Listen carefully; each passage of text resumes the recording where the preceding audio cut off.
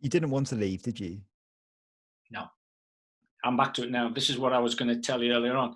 My biggest regret in my playing career is I should never have left. Don't get me wrong, I went on to do well at Watford, not as well as I should. Then I did brilliant again at Derby, where I enjoyed 3 years, 2 promotions. You know, I had 6 promotions as a player. Yeah. I should have stayed. And I was really stubborn. My fault. I'd signed a new deal. I should have stayed and competed.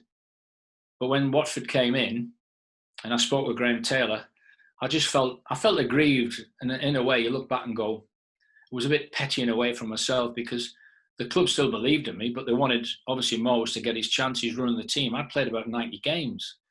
And Mo's, obviously, then had been waiting his chance. And he came in. We're then in, obviously, the Premier League as it is now. And you probably know, I had to come and play because my last game was against Leeds when we drew 0-0. And Graham had an accident at home, cut his finger with his electric, I think it was electric. He was doing the hedge. Hedge cutter, yeah.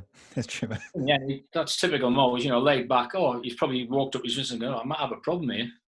And I'd literally there was no subs then. So I was out the team. He was going to give Mo's the game. And I had an uncle who had a pub in Brighton, in Kemptown, Battle of Waterloo. And I'd gone down to see him because he was like a mentor to me, my uncle Jack. Mm-hmm. He was really great when I was growing up in Newcastle. And I was just sitting in there. And somehow they'd rang home, no mobiles then. And in the end, they put 2 and 2 together, where are you gone? And I'd literally just gone down and have a cup of coffee. And I think, well, then I'll go on to the game. So of course, the phone call says, you've got to do more than the game. You've got to get home, get your gloves. You're playing. I went, okay.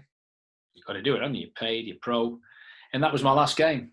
And I should have, Rich, I should have just said to Mullers, look, all right, you made a decision. You want to give Mullers a run. I'll stay and fight for my place. But I didn't. And, you know, he was building another team then. You know, Stevie Foster had come in, Johnny Gregory. You know, we starting to really get some players. Gordon Smith had come in. Then Martin Robinson came in. So he was building a new team. And I really should have looked upon it as that way, that I should have been part of that. As it was, I made my decision, left. Yeah. I've still been able to go back and enjoy with a lot of people. But when I think back, that's my one playing regret, that I should have stayed.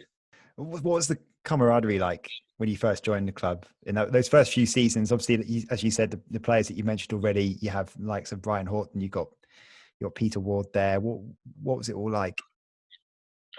It was the set of players that got us out of the third into the second. Ian Mellor, Wardy up front.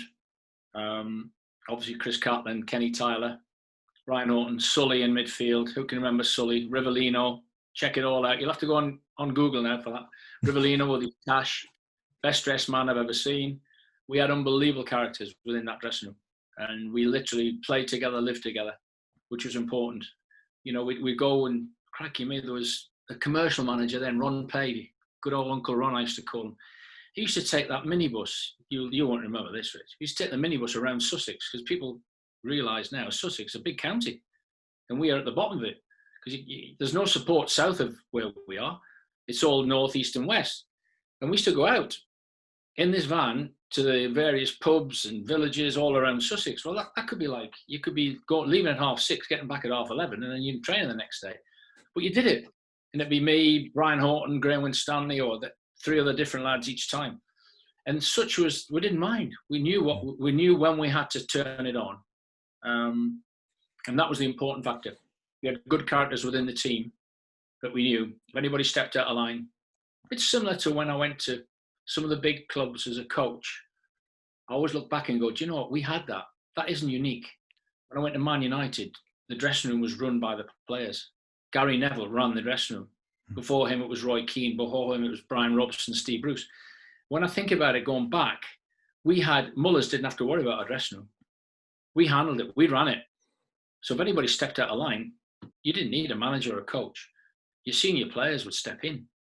Such was, you know, Brian Nobby, as you know, terrific captain, but he had good backup because we had experience right through the team. But we had characters, you know, Eric Potts. I'll come up with some of the names. Eric Potts, he was the funniest man, one of the funniest men I've met. Tiger, Tony Towner. You know, when I knew I was coming on to you, I was starting to think, I'm just going to check all these lovely plaques I've got at the back here with all the names. And when you start mentioning the names, you realise how many characters we had. So we just literally gone on a run. It's an unbelievable record we had for them 3 years in terms of games won, lost and drawn. And I think that is, again, back to it, testament to the manager, who he brought him in, the work that we did on the training ground, but also the characters. I've got so many research notes that I haven't even got through to this. I could have spoken to you for so much longer. Really appreciate your time. One last thing for you. Go for it.